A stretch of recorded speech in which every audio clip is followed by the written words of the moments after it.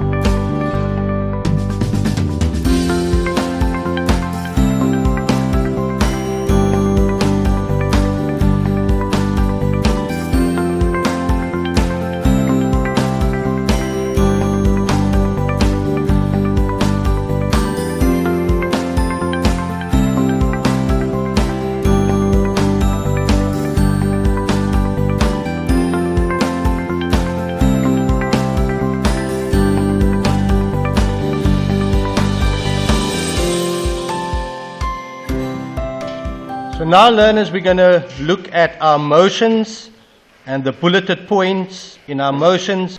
Look at the instructions. A cam rotates at constant velocity, imparting the following motion to the follower. Bulleted point number 1, it arises with uniform motion for 21 millimeters over the first 60. Keep in mind, uniform motion means straight line. So from 0, I'm going to go 60, so 30, 60, and then I'm going to climb 21. Say, for example, you measure up 21 and 21 is there. This then jumps from that 0 to the 21 point there. The second bulleted point, there is a dwell period for the next 75. So 75 consists of two 30s, which is 60 plus a 15. So we're going at 30, 60, and halfway, which is between 120 and 150, which gives you 135 as the midway point. And because it's a dwell period, it doesn't go up or down, it remains constant. So I'm going to darken that line till there. In fact, I'm going to create another line in the center here, which is my 135 point, which is halfway between 120 and 150. My third bulleted point states, it arises with uniform motion, which is another straight line, for a further 43 millimeters over the next 45. So 45 is going to be 15 and 30 on to 180. So on 180, from the already 21 point, I'm going to measure up 43 millimeters, and if that is your 43 over there, it jumps from this point right up until the 43 point, which is on the 180 degree line. Then it says it descends with simple harmonic motion back to the original position over the rest of the rotation. What you need to understand is, now we have reached the maximum radius which is there. So from 180, it drops down to 360 with simple harmonic, and I'm going to underline that because that is a construction that needs to take place. So watch carefully what happens. The first thing that you need to pick up is that there are 1, 2, 3, 4, 5, 6 spaces, vertical spaces. So I have to do the construction where I need to divide the vertical part into 6 spaces as well. And the construction I'm going to use is a semicircle, and I'm going to draw the semicircle here against my cam displacement graph. I need to calculate the entire height, which is going to be 43 and 21, which is 64. So I've got to measure half of 64, which is going to be 32, and I mark 32 perfectly in the half there. I'm going to take my compass, put my compass point in that center, and arc with a radius of 32. I will have to use my t-square to draw a straight line that way and that way. I'm going to use my set square and draw 30 degrees and 60 degree angles using my construction. I have created these points here, and I will use my t-square to project those points over like that. I have now created 6 horizontal spaces, meaning that we have 1, 2, 3, 4, 5, 6, comparing with the 1, 2, 3, 4, 5, 6 vertical spaces. And by doing so, I've created the points where each one of them will be going through to form the simple harmonic motion. I've plotted them. As you can see, I'm doing that right now. And once I've done that, I will draw a faint line first connecting all the points, and then just highlight it a little more dark. And that, my dear boys and girls, forms the simple harmonic motion from the 180 down to the original point of 360. Let's do that formally with our set squares and t-squares.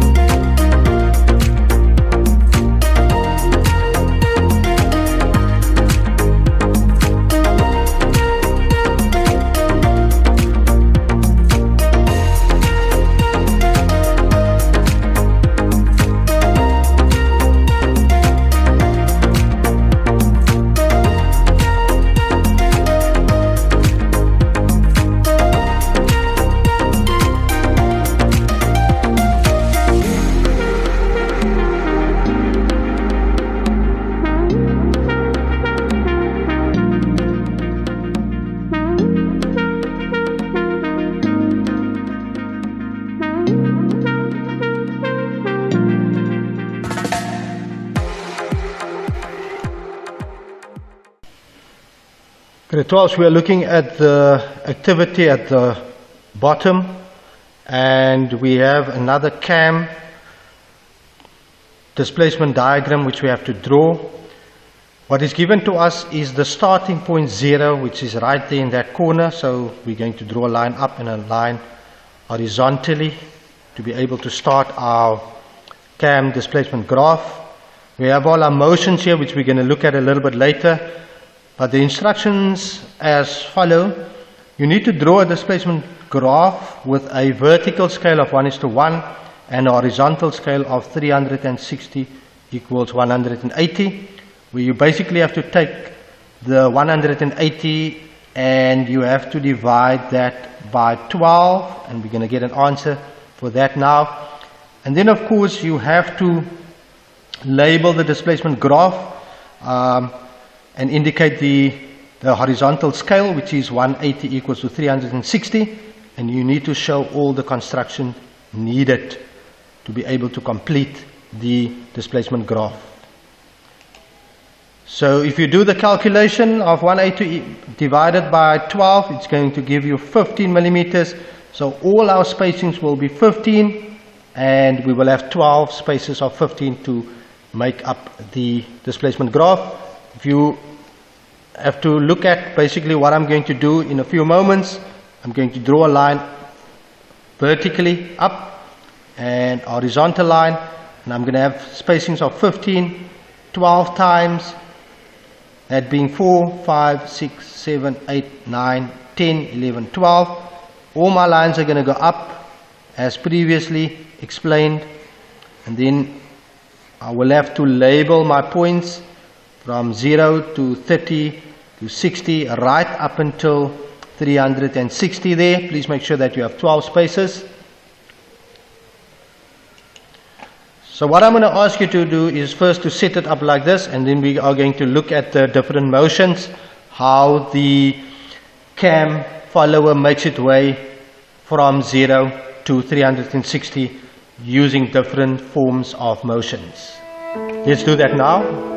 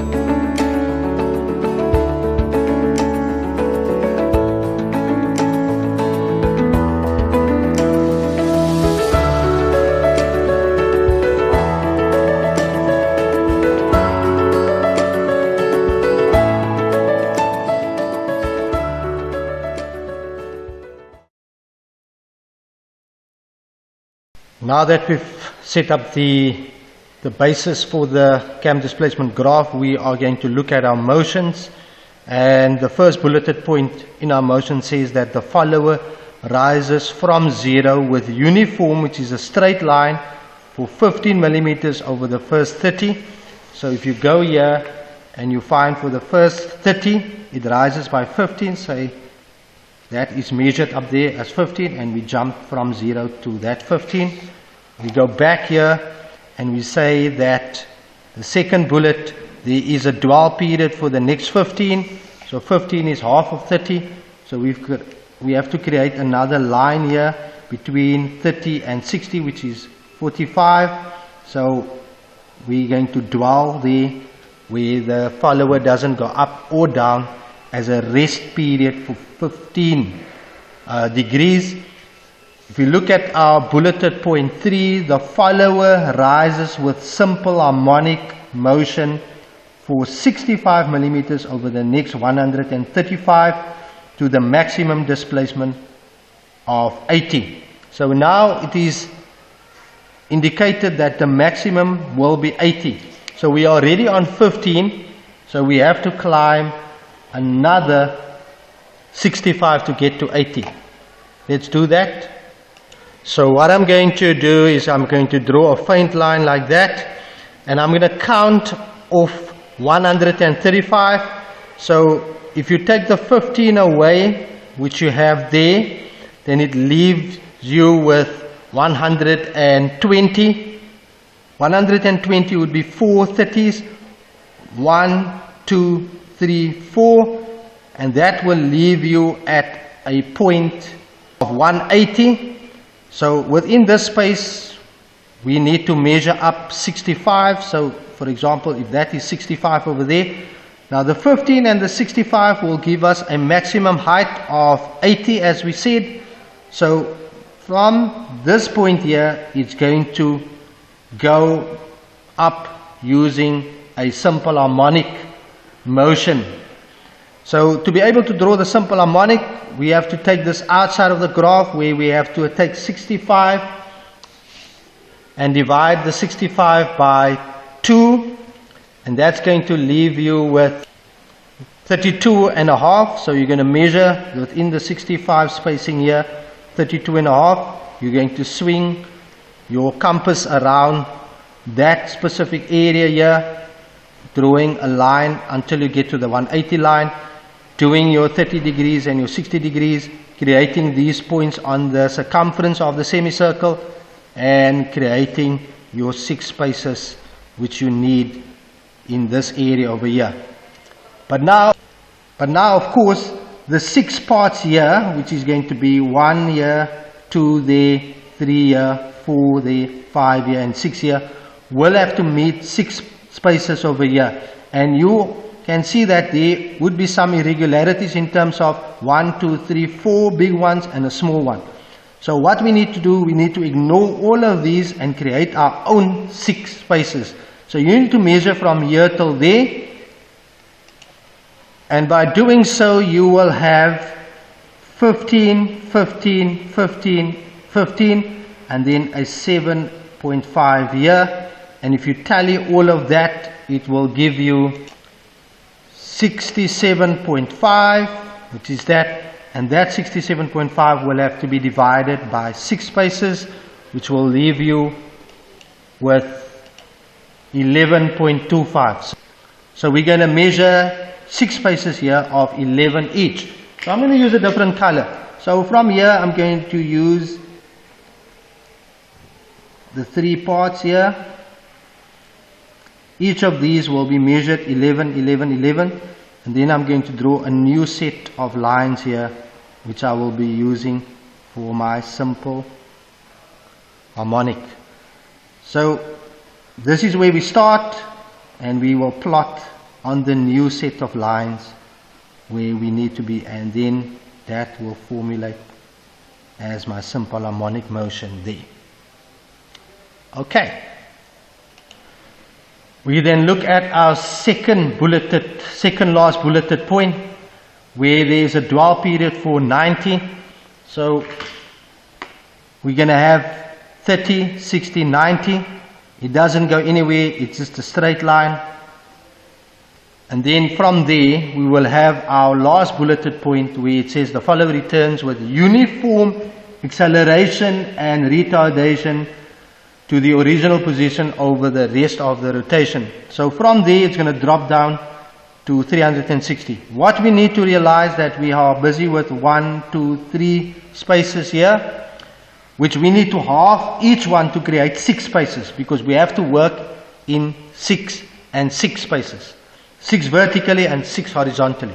So I'm going to create an extra one in the middle here, which is going to be 7.5. And now I have 1, 2, 3, 4, 5, 6 spaces here. And then I'm going to do 6 spaces along this side as well, of which I have 80. And that 80 must be divided by 6, and that answer will leave us with 13.3. So I'm going to measure the half. 13.3, 13.3, 13.3, 13.3. So these are all 13, 13, 13, 13. I will take all these lines across like that, so that I have 1, 2, 3, 4, 5, 6 spaces, comparing with my 1, 2, 3, 4, 5, 6 spaces here as well. My middle line is very important, and I'm going to darken that middle line, because that's going to be my midpoint. If I draw a line from there down like that, this point and that point is going to be important. I'm going to draw a line till there, and I'm going to draw a line till there. Similarly, this point and that point is going to be important in my midway line. I'm going to draw a line till there and a line till there. And now I'm going to have my points which will formulate my acceleration and retardation. It's going to be on that point there, and it's going to be on this point over here. And then we will have our midpoint, and that's going to be our end. We will first have this point over here and the second point over there, and that will formulate our acceleration and retardation. So basically we are now going to use this information, and we are going to plot it on our formal drawing using our set-squares and t-squares and our compasses. Let's do that and see how it unfolds accurately.